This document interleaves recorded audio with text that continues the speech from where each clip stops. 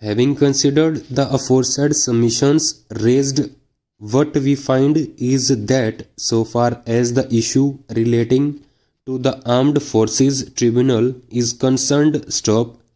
the same was answered vis-a-vis the exercise of authority by the High Court under Article 226 of the Constitution of India, whereas in the present case the exercise of authority by a learned single judge in a company petition is in the discharging of statutory powers conferred under the provisions of the Companies Act 1956.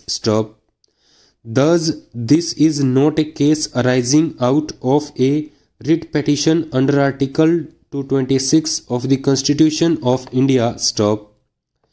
Nonetheless, the issue is that the power which is being exercised by the learned company judge is as a judge of the High Court and not of any inferior tribunal.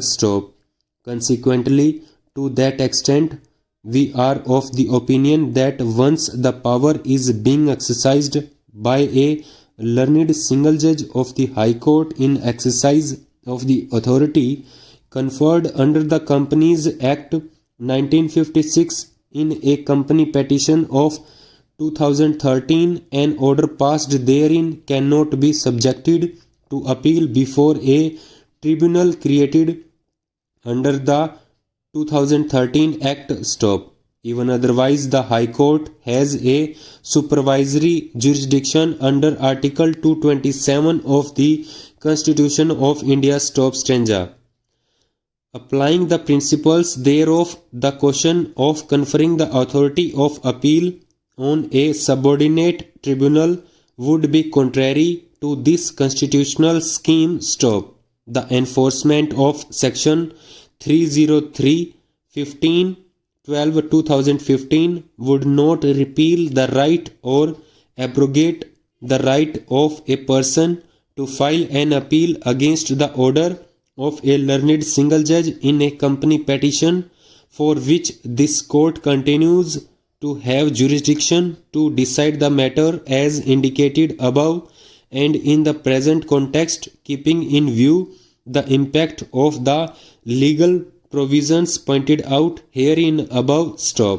The Company Appellate Tribunal has not been conferred with any such authority specifically as an alternative granting a right of appeal as against an order of a learned single judge passed in a company petition as is presently involved. In the absence of any such specific conferment of power on the Company Appellate Tribunal, the argument of Sri Seth that the powers statutorily granted under Section 483 of the Companies Act would stand revealed cannot be repealed. The doctrine of implied repeal therefore will have no application in view of the aforesaid background of the legislation, as no such express intention can be gathered from the same. There is yet another reason for holding that the right of appeal is available to the appellant, and that is based on the principles that have been deducted as discussed in the latest case of Messrs Videocon International Limited versus SEBI (to 2015) for SCC 33,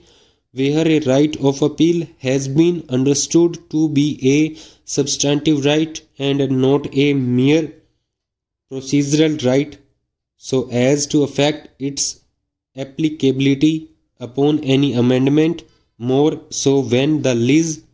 in the present case had been instituted earlier.